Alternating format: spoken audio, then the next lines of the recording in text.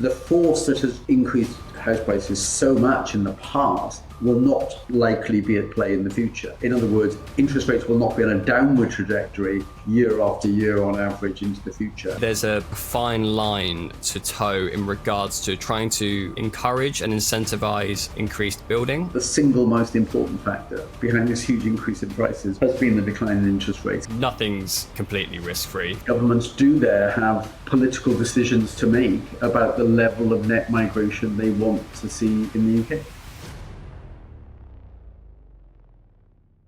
Hello and welcome back again to this episode of the Marginal Babble Podcast. In today's episode, I sit down to talk with Professor David Miles CBE to discuss real house price inflation and the role interest rates play in this regard, amongst other factors. David is a Professor of Financial Economics at Imperial University, has held the position of Chief UK Economist at both Merrill, Lynch and Morgan Stanley investment banks, and was a member of the Monetary Policy Committee at the Bank of England from 2009 to 2015. As ever, reference research material is included in the description down below, and without further ado, let's get into the episode. Enjoy. You mentioned in the paper that real house prices in the UK have almost quadrupled over the past 40 years. Yeah. What do you think have been the core drivers behind this change? I think there are three, and one of them is much more important than the other two. Okay. The first is that the population of the UK has increased quite substantially since the early 1980s, and the level of house building has probably lagged behind the rise in the population. The second is that for most of that period, thankfully, people's incomes on the whole have tended to go up. And as people's incomes go up, naturally, they will look to spend some of the extra income on housing and live in sort of slightly nicer places, slightly bigger places maybe. Mm-hmm. And that's the second factor. The third, which I think is significantly more important than those two, is that on average over the last 40 years, the level of interest rates, which drives the cost of mortgages and borrowing, has fallen very substantially. And that, I think, has reduced the effective cost of borrowing and expanded people's ability to pay more for housing than those other factors. And that's been the single most important cause of what has been a truly enormous rise in the price of something that's one of the most important prices anybody faces. I mean, think about what people spend their money on. Housing is right at the top of the list. And in terms of people's assets, the value of the house for most people, certainly as they move into the sort of second stage of their life, is probably one of the biggest sources of their wealth. So this increase in price is on an item, housing, which is the most significant thing that people spend their money on. Yeah. Actually, that's something that I've been quite interested in. Obviously, there's been a lot of talk about how, quite frankly, in recent years, the interest rates have been lower than any sort of point in real history. I mean, just to give some anecdotal examples, my parents are just coming out of a period now where they've fixed an interest rate at the low end of 2%, which, if you look back over the history of interest rates, it's crazily low. Yes.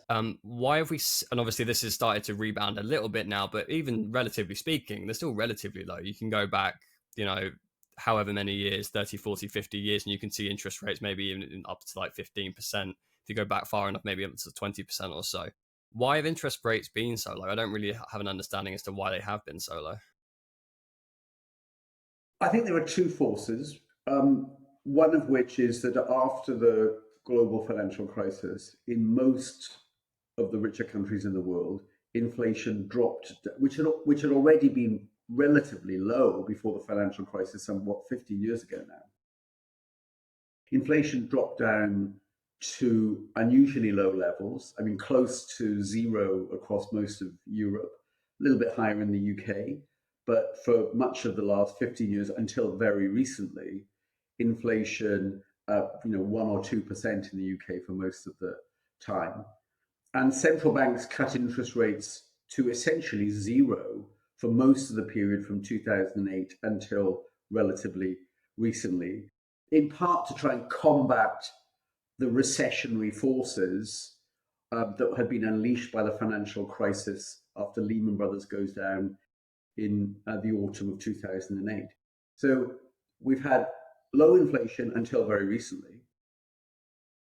Central banks have wanted to keep interest rates very low to try and support demand in economies that have been hit by the financial crisis, and had kept them there for really a very long period. There's another trend which is more long-lasting than that, which really goes back and begins in the early 80s, which is that the countries in the world which are now enormous in terms of their trade with the rest of the world and their economic heft, their size of the economies, and I'm thinking particularly of India and particularly China. If you go back 40 years, we're doing very little trade with the rest of the world. China was not open to globalization.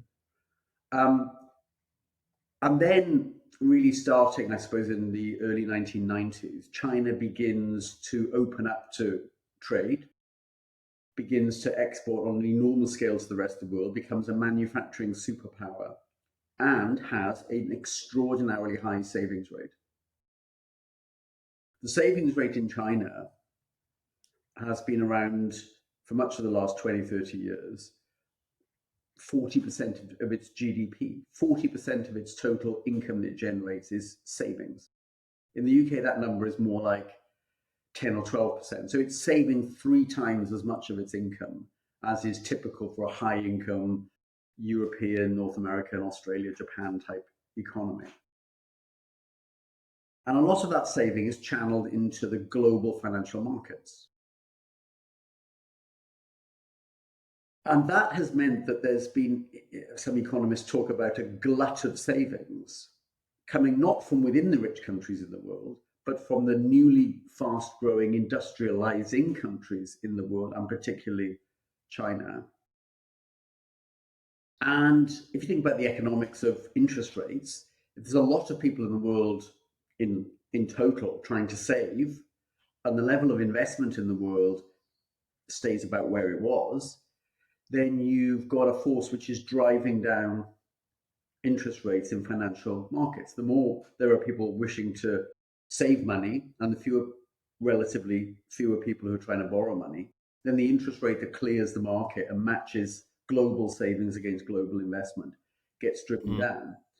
And that has been another force at work, which over a longer period than just since the financial crisis has taken the real cost of borrowing money down until extremely recently in the last couple of years. Maybe we could come back to the last couple of years later, has driven that cost of borrowing down.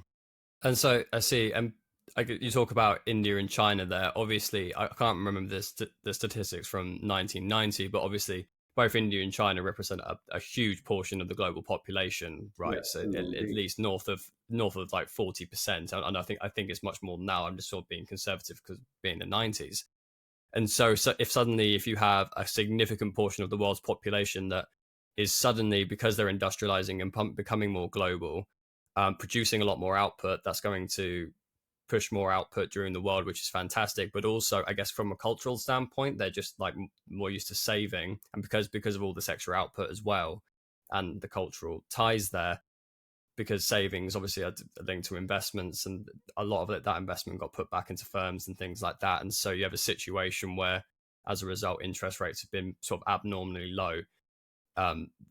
Probably that I would imagine that you couldn't be sustained over the long term. I'm actually quite curious to almost now, and I don't know whether you'll have an answer for me on this. As those two countries in particular start to move, I would call them developing countries, but or maybe middle income countries, but they're certainly developing, burgeoning middle classes. I know that, one example of which I know China's car ownership average rates among households is increasing exponentially, which means, they're buying more things that we would consider sort of middle incomes or the middle classes in the Western countries. As both India and China start to move, or if they will move, I imagine they will, but maybe they're not, move towards more developed countries with a more educated and productive burgeoning middle class, how do you see the trends then moving forward? Well, you're right. Spending patterns, particularly within China, are beginning to change. I talked earlier about the savings rate being extraordinarily high, and that's true if you take the last 2 or 3 decades, maybe the last 30 years or so. But that savings rate is coming down. Hmm. And as you say, as there's an increasing proportion of households that now want to spend a bit more, they've accumulated savings, their savings rate is lower. And that driving force behind lower interest rates globally, that demand for assets from people saving in China and other fast growing countries, is now playing less of a role. I think that's one factor, which probably means that as you look forward, interest rates may be higher than they have been in the past. And let's see how that plays out. I mean, there's another force at work, which is a shorter term, less structural underlying change, which is the pickup in inflation in the last few years and central banks increasing interest rates very significantly in a short time period to try and offset the inflation. That, I think, is in a different category. That's a different factor. But there's this underlying longer term thing, which has been a force behind lower interest rates over the last, and falling interest rates over the last 40 years, which I think is plausibly turning a corner now. I see. You also mentioned in the study that real house price growth in the UK has been one of the highest among the G7 over the past 40, 50 years. Obviously, the G7 being countries that are probably more economically similar to the UK in that regard in terms of their size and their influence. Why is it that the UK in particular has been higher end of this on the end of the spectrum? Obviously, the factors we just talked about there, they're important factors, but obviously they're factors that affect the globe in many ways, right? Because they're so intrinsically linked to these developing economies. So, why is it that the UK in particular, do you believe, or is potentially unknown as to why that we're one of the highest in the G7? Yeah. Well, I mean, one factor is that in an environment where the demand for housing, because of population and rising incomes and falling interest rates on average, in an environment where that demand has naturally increased, the level of house building in the UK, the supply response, if you will, has been amongst the lowest in the rich countries in the world. And there's all kinds of potential reasons for that. The UK, particularly England, is a densely populated country. And although we're not literally running out of room, there are constraints on new house building, which are probably a bit stronger than, if you take a country like the US, around some cities in the US, there are constraints on building. San Francisco, New York, already built up. They're at the sea, there are limits to how far you can build out. But then if you look at cities like Dallas and Texas, which are built on a sort of flat plain with almost infinite amounts of land around them you can expand into. And in the US, as demand has increased, the supply in very rapidly growing cities where there aren't limits on building new housing, and a lot of them are in Texas actually, the supply has increased to match it, and it's generated a lower increase in house prices. Now, the UK doesn't have a city like Dallas or Texas that you could just expand and expand and expand. And so we've had a lower supply response in the UK. I see. I think it's also the case that if you get into the sort of nitty gritty of measuring what has happened to interest rates, they've been on a declining trend, and it's become cheaper to borrow in most of the G7 rich countries. But it looks like they've fallen even more in the UK than is on average true in the G7 countries. So a bigger boost to demand, a less response to supply of new housing. Yeah, right. And particularly in regards to, for example, London, where a significant portion of where the UK population resides, obviously they have like a green belt on the outside, which they're very adamant not to sort of go into. And so as a result, you're going to get in situations where people, you can't just expand, which is good because you don't want necessarily as much urban sprawl. But at the same time, this does put a lot of constraints on housing, particularly in sort of the southeast region, which is why, I think it's a very significant contributing factor as to why the southeast obviously experienced such, high levels of house price increases compared to maybe some other areas of the country as well that maybe do have a little bit more space.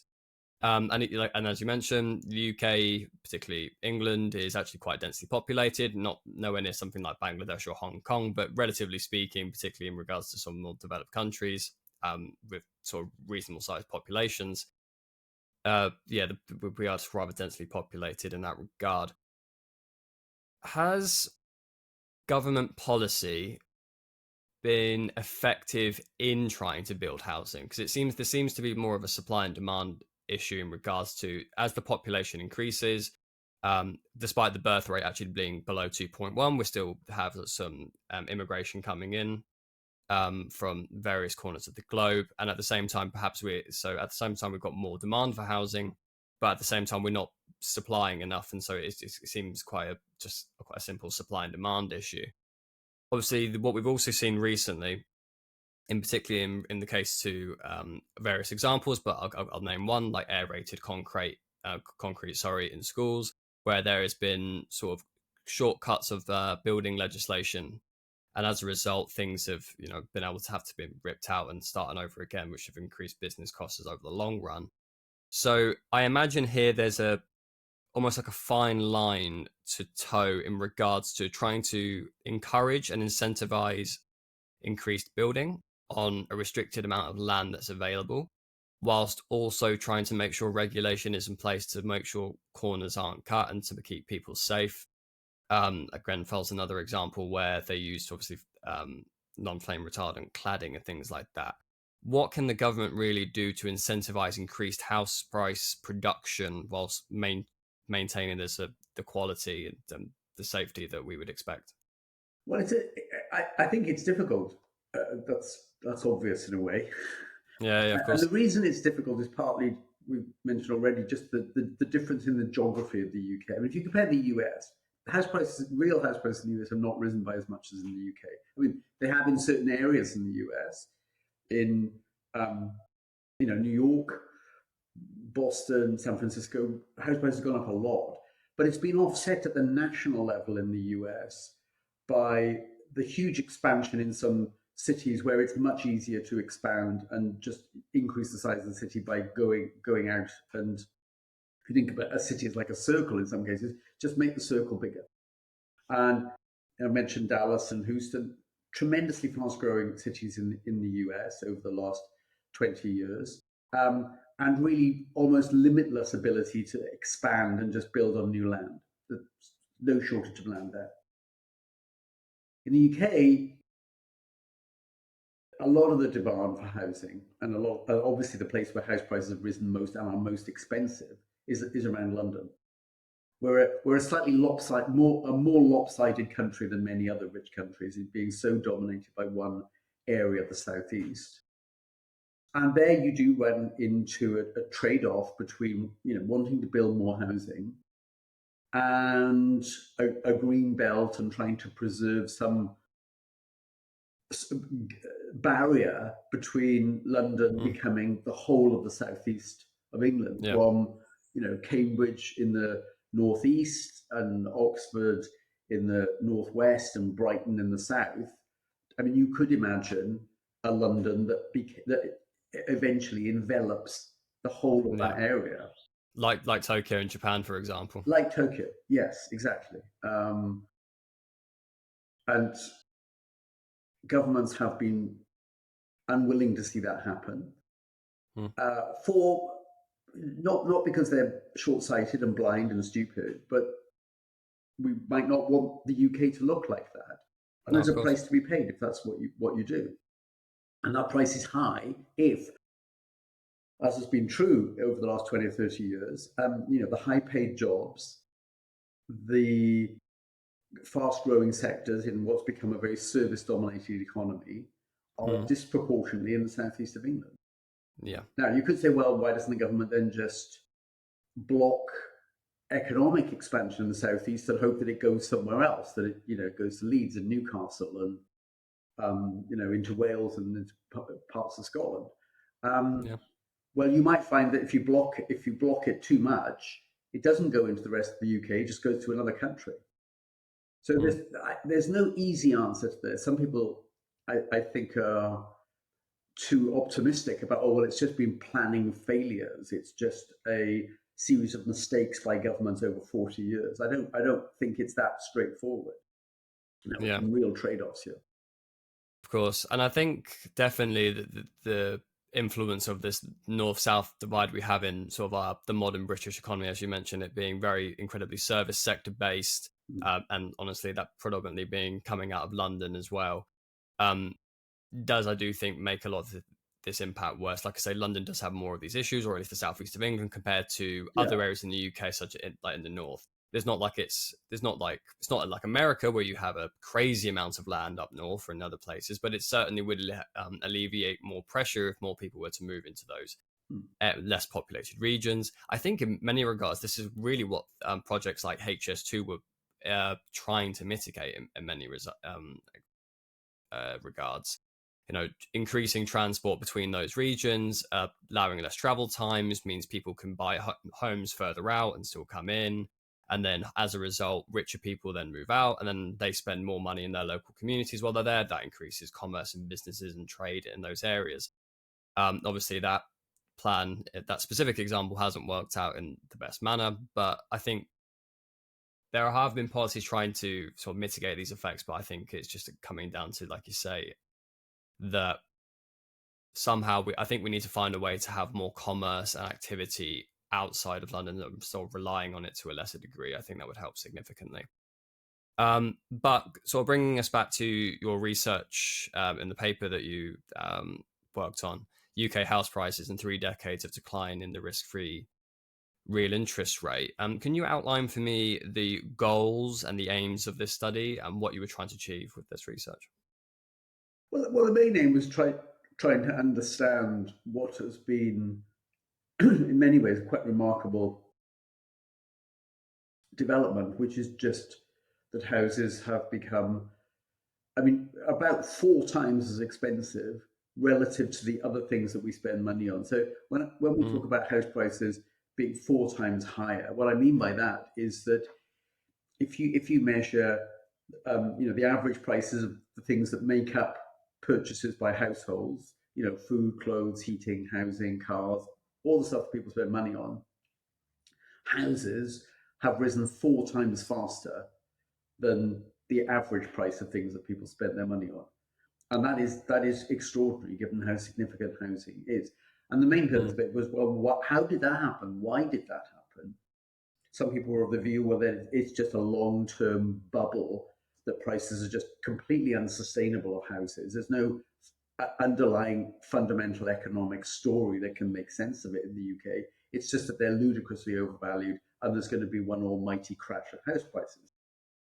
And the paper set out to see whether that might be the factor, that you simply couldn't understand this thing in terms of economic fundamentals.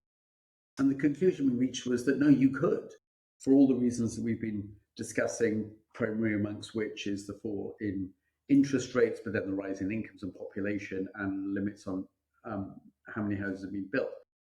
So it was primarily to try and understand what had happened, and then to speculate a little bit on, well, so what? What next? If the next 40 years were to be like the last 40 years, and houses would become another 4 times as expensive, they were 16 times as expensive as they were back in the early 1980s, then you might say, well, how will anybody be able to afford a house? Well, of course, if nobody really could afford a house, that couldn't be where you got to. You can't have an equilibrium in a housing market where literally nobody, apart from a tiny percentage of the population, can buy houses. So that can't happen. And so an interesting question is, well, where do you go next? And part of the answer to that was that it's very unlikely that the next 40 years can look like the last 40 years as regards interest rates, the decline of which I think has been the single most important factor in understanding the past. And indeed, since that paper was written a few years ago, interest rates have indeed begun to increase. Now that's more to do with a short-term phenomena of inflation rising. But I think that trend, the 40-year decline on average in interest rates, is extremely unlikely to be replicated in the next 40 years. So I think that's one factor which will be different and unlikely to mean that we get another 40 years of house prices rising 4 times as fast as most of the other things that people spend money on. Yeah, it is interesting. And I think this is something I try to explain when I think I talk to people, because I think people always get caught up, I think, in our daily lives when we say, oh, when I was X, I bought a house and the deposit was, £2. I'm being facetious, but you know what I mean? It's like £2,000 or whatever it was. But of course, like back then, wages were less, inflation, and all this kind of factor. So it's really hard to make a comparison. What I always point people to is looking at the average income in the UK to the average house price, because fundamentally, for most people, or the 99.9% of people, their ability to afford a house is going to be based on their salary or their income. Like, that's going to be, for the majority of people, that's going to be the case. And so if you can examine the relationship between the average income and then the average house price, you're going to have I think a pretty strong reflection. Obviously, there's things in there that could maybe distort it in regards to equity and distribution of that, and whether it's top heavy or bottom heavy. But generally speaking, I think you get a good understanding. And I think in the mid 90s, it was approximately about 3.5 times that the average house price was 3.5 times the average annual wage in the UK. And when you look at those figures now, we're looking at sort of northwards of 7-8%. Yeah. 7-8 times that, which, when you just look at that nominally, I think it explains a lot of the reasons why it is so much harder to buy houses, particularly in sort of getting onto the housing ladder. Is just quite frankly building up enough money for a deposit, but quite frankly being able to get a loan for X amount, the increases and things like that. It would also indicate as well potentially that because we do have an aging population as well, I think that because there are less people being born, I think houses are maybe being stored up maybe in some of the higher age ranges. And I think once the birth rate maybe peters out and sort of like settles on a figure, and enough time has passed, and as the demographic pyramid moves forward, we'll probably have an additional supply. Is basically, unfortunately, it's quite morbid, but people will start dying, and those houses and properties start coming back onto the market. So I do think there is some indications that there will be an increase in supply eventually, but it's really this sort of relationship between average incomes and average house prices, I think, is really causing the biggest amount of economic factors for the lives of the general public, I would say. I mean, you're right. House prices have risen relative to incomes. I mean, they've roughly doubled in the last 30 odd years.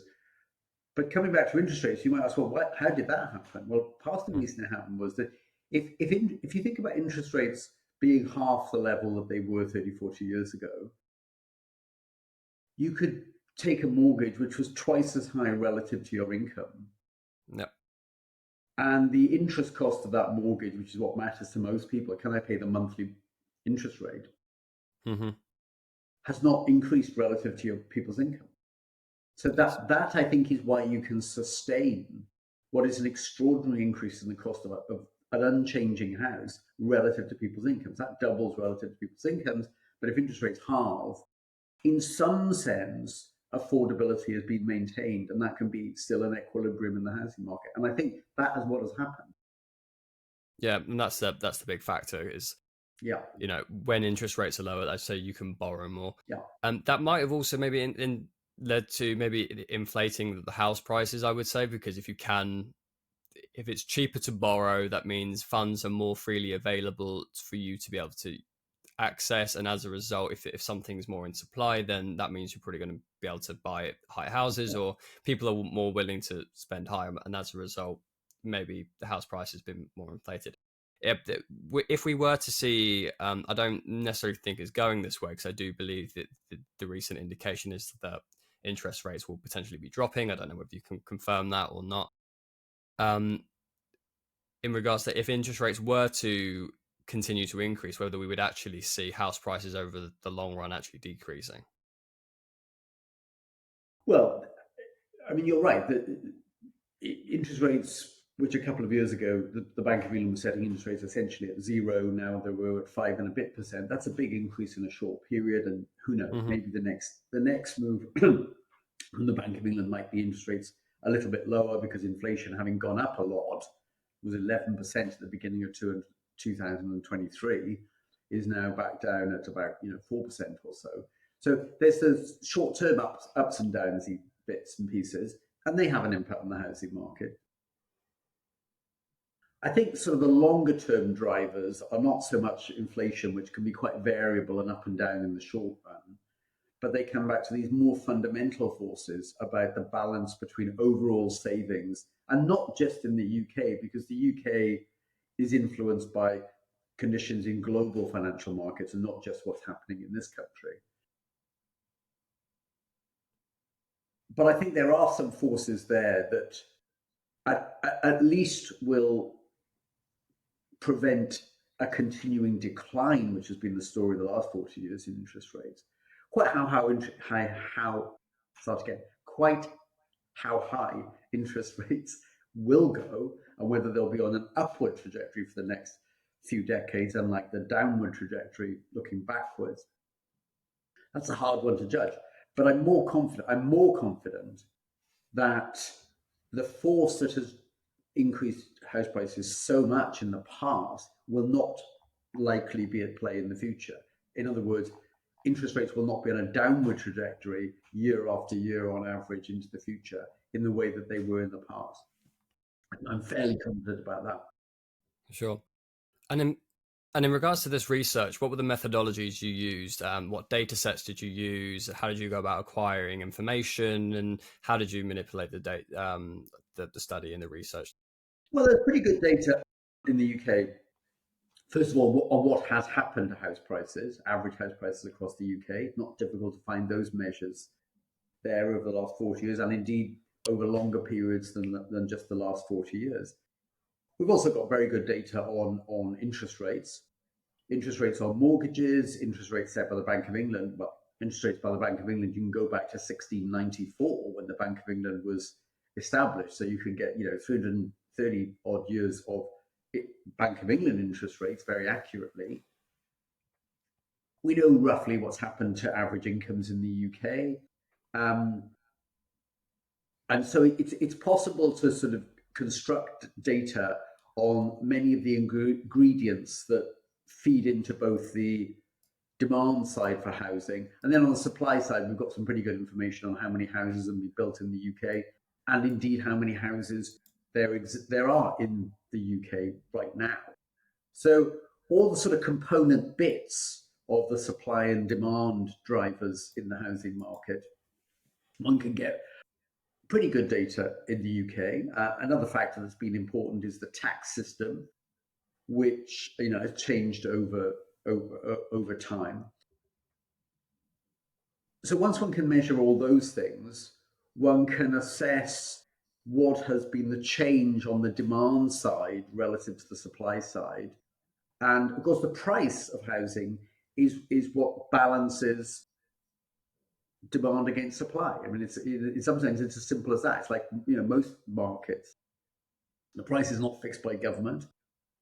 It is what people will pay for houses and what people who have houses to sell are willing to accept.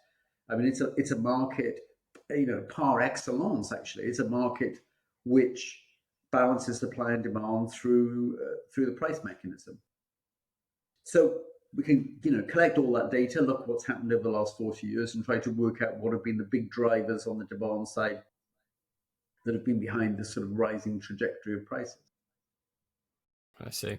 And what were the conclusions that you were able to draw from the research?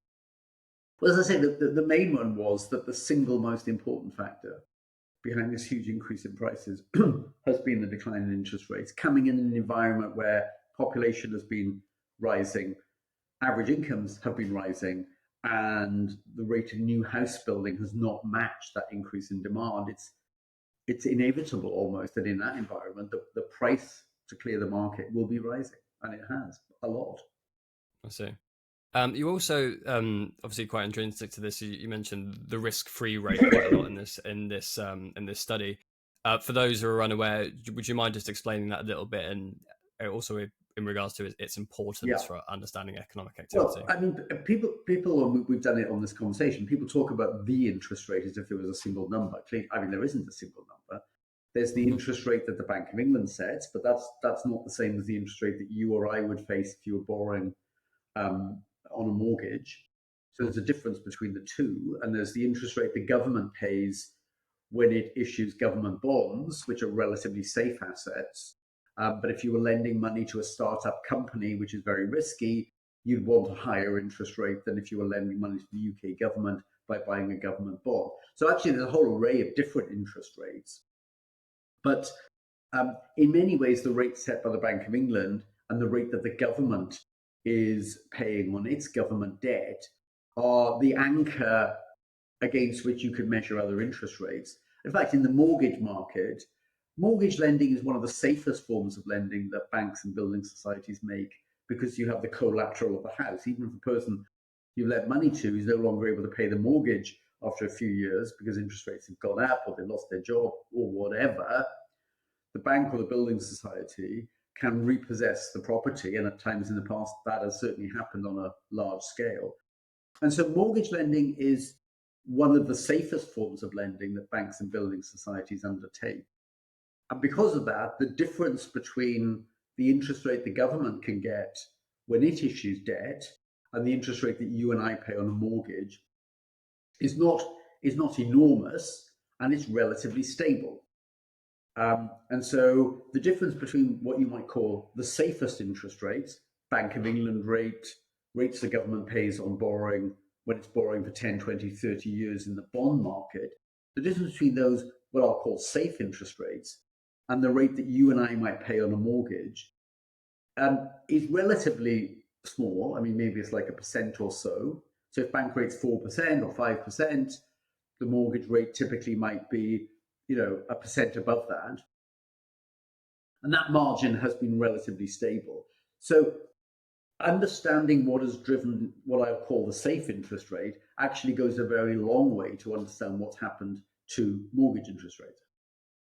Yeah, right. No, I think that makes sense.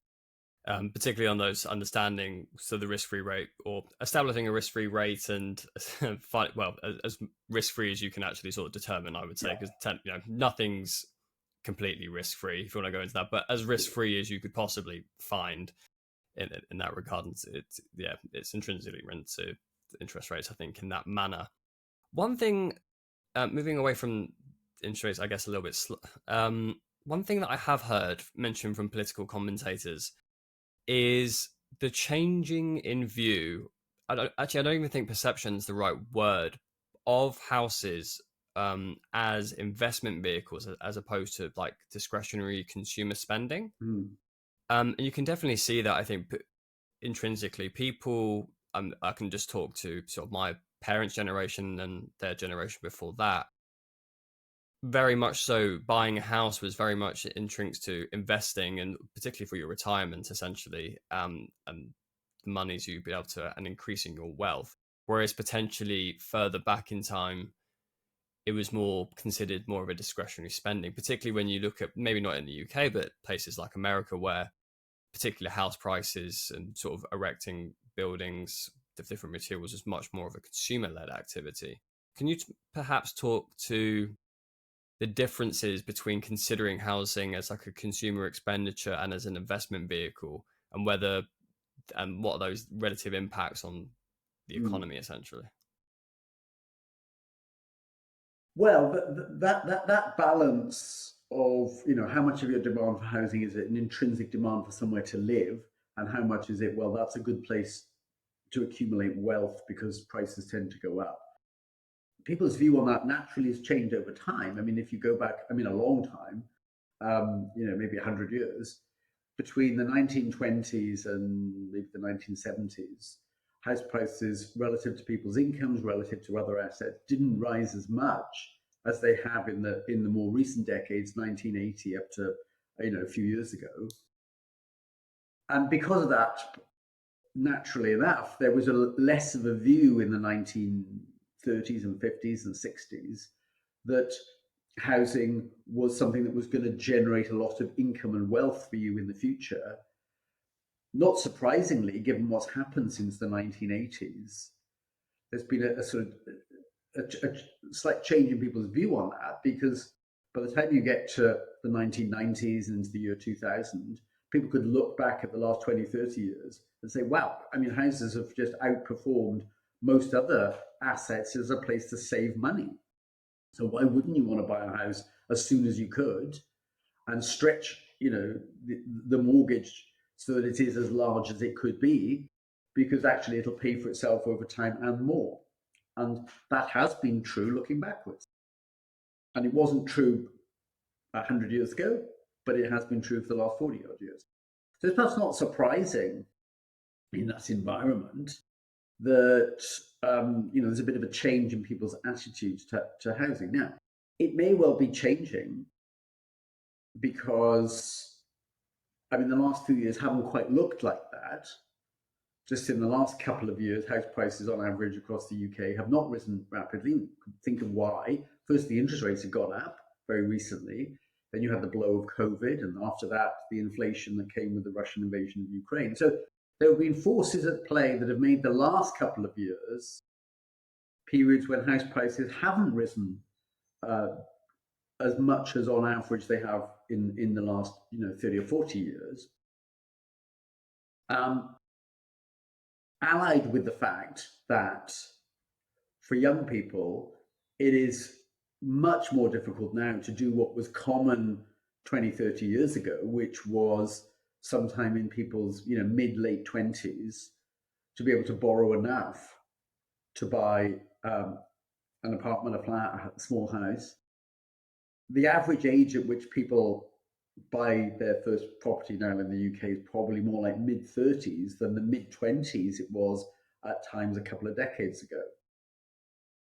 Yeah, I believe the average age of first-time buyers was in 2005 30 to 32, but I think is increased over that time to the higher figure now. I do. Yeah, it's probably more like mid-30s now. And I think if you go back to it's the late 33 80s, to 34. Early 90s, it was probably late 20s. So that's a big change. That's a big change. Absolutely. It's also linked to how many first-time buyers I think we're also having as well. I think in 2006 we had about just over 400,000 first-time buyers, and then obviously in 2008 that dropped significantly to about 191,000. But that progressively has increased over time in 2021 back up to 408,000, and then 2022, given the economic environment, sort of dropped to 370 again. But you can quite plainly see that the demand and that for first-time buyers is still relatively at sort of the same level, even with those dips and things like that. But as you said, with the scarcity of land, the increasing populations, and the impact of interest rates, it's obviously going to play a very, very significant role. Is there anything? I mean, we've kind of touched on this already in many regards, but is there something that the government can do policy-wise to help sort of mitigate this issue? Because as you mentioned, for a lot of young people, it's very, very difficult to go on the housing ladder at the moment. Is there something that we can be doing? Is there a navigation of the bureaucracy around construction? Is there anything that they can do in terms of lending to young people? I know there's various schemes in that regard. Is there something like a policy that we could be implementing to mitigate this issue somewhat? Well, we've talked a bit about planning restrictions around many cities, particularly in the southeast of England. But some people say the answer is planning, build more houses. Mm-hmm. That makes it sound very easy, as if there's been a sort of silly policy of blocking house building and you just need to unblock that, and then houses will become more plentiful and cheaper and people can buy houses in their late 20s again rather than late 30s. I think that's too simplistic. It's not as if politicians are unaware of all those issues. They're painfully aware of them. It's just that the places where the demand for housing is strongest and where house builders would most like to build houses are in the southeast of England, which is crowded already. Infrastructure and transport infrastructure is under pressure. And you have the Green Belt. And it's very obvious that governments allowing major expansion of building onto the Green Belts would be popular with many people because it would make houses more affordable, but extremely unpopular with many other people.